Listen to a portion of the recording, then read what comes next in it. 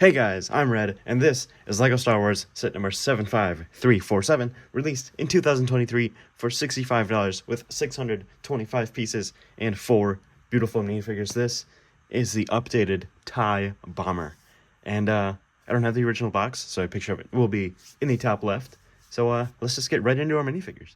Minifigure number 1 is Vice Admiral Salone, and she comes with this super basic blaster piece, which we've seen many times before, so I'm not going to go too deep into it, but there you go. And the figure itself isn't really anything too special. It's just another, like, Admiral, so you get the dark gray legs and just, like, the standard uniform. But this time there is some negative space for the hips, and the badging on the left there is a little bit different, so you get the red and the blue, the full lines, and you get some dark gray arms, and you get her little smile there, and just the bun hairpiece, which is always good to get.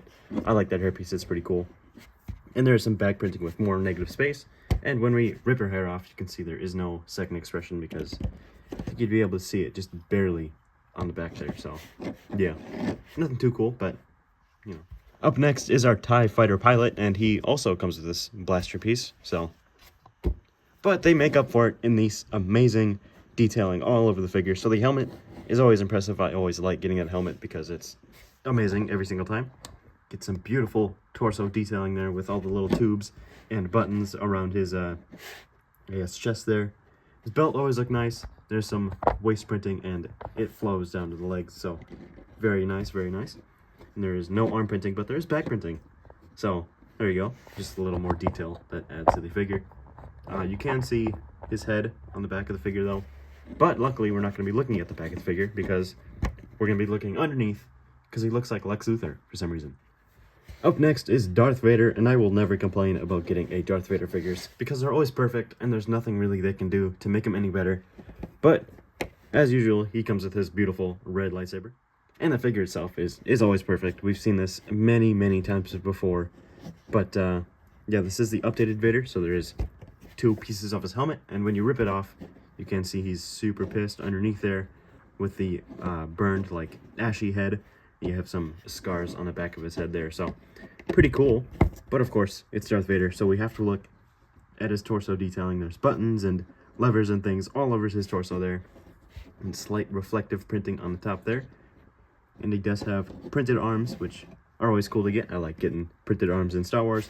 And of course, his, like, robes do flow all the way down his hips and his legs, so always nice.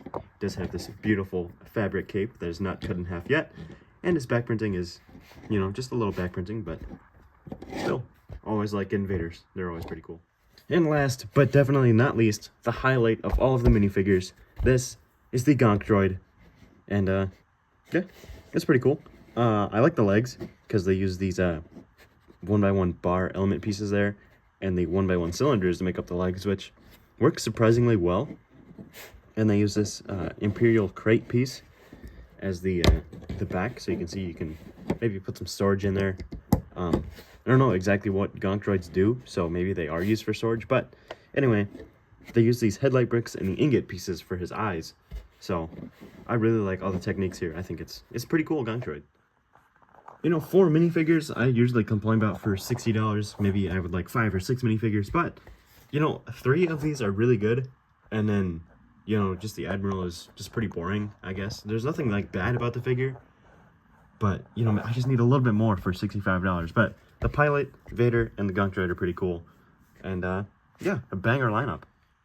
Starting off with the actual builds now, you do get this little, like, storage cart, I guess, which does have enough space for a minifigure. You get a few studs there, and then you can have them drive around like this, you know. Of course, it does give the illusion that it's hovering because of these anti-studs on the bottom. You get 2 headlights there, and there is just enough space for you to store your extra missiles included with the set, so yeah, there you go. Nothing too incredibly special going on here, but I always like when they include side builds because it just gives more play for, you know, the kids that it's targeted for, so yeah, this is it's pretty fun to play with, actually. I'm not complaining at all. And of course, here is the actual TIE Bomber itself. And man, this set is just beautiful. For $65, this is really sleek and really sexy and really beautiful. I really love how they did it. But we should start right here in the middle. course, right in the middle are two kind of ugly stud shooters. I don't really like them because they kind of throw everything off. But, of course, it is a play feature and it is for kids. So, as all the other stud shooters, you can just pull the trigger and they will shoot off. And I will give LEGO credit, though. They did try and tile it off where the stud shooters go. So, I'm not, like, completely complaining about it because it still looks cool. But it's just out of place, I guess.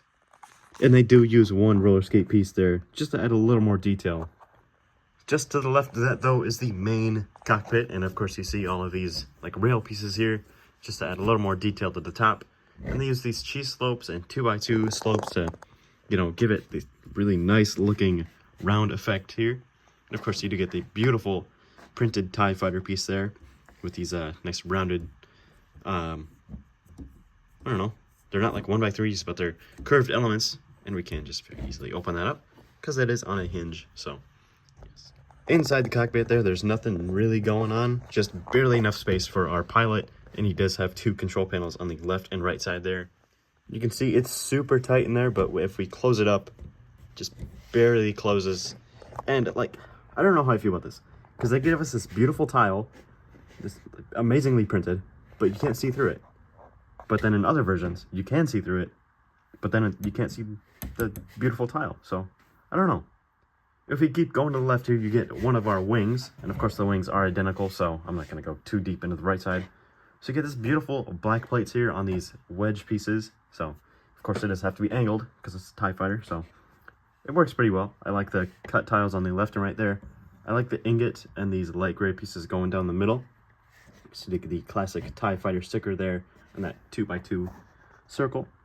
More black tiles and black bar elements to connect with the clips on the top there, and it is just the same thing on the bottom side of the cut tiles, and then the bar and the ingot element there. So yeah, works pretty well. Yeah, it is the exact same on the right side, just of course mirrored. So you get the ingot piece and the sticker tile and the, you know, bar elements and the, you know, things that you can kind of move these, but I wouldn't really recommend it because when we flip all of them out, it doesn't really look like a TIE bomber anymore.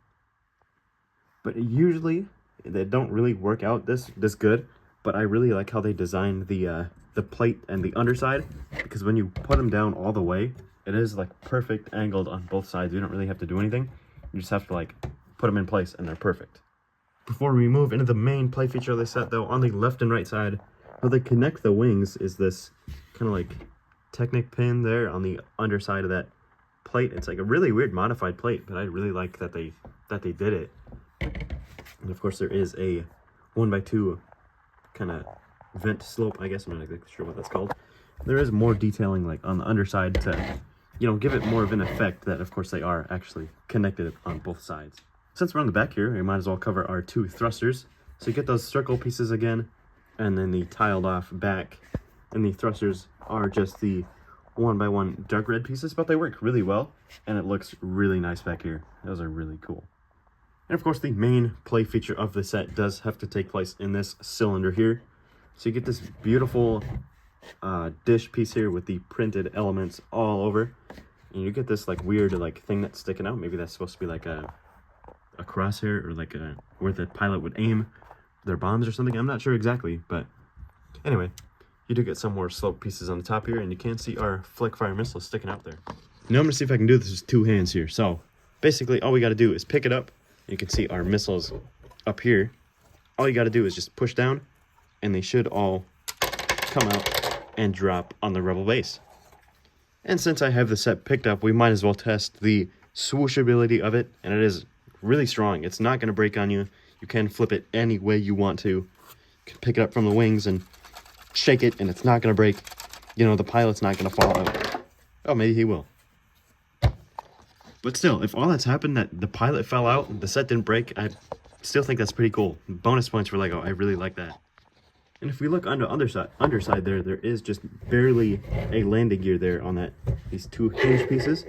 So all you got to do is like stick it out a little bit, and there you go. You got a landing gear.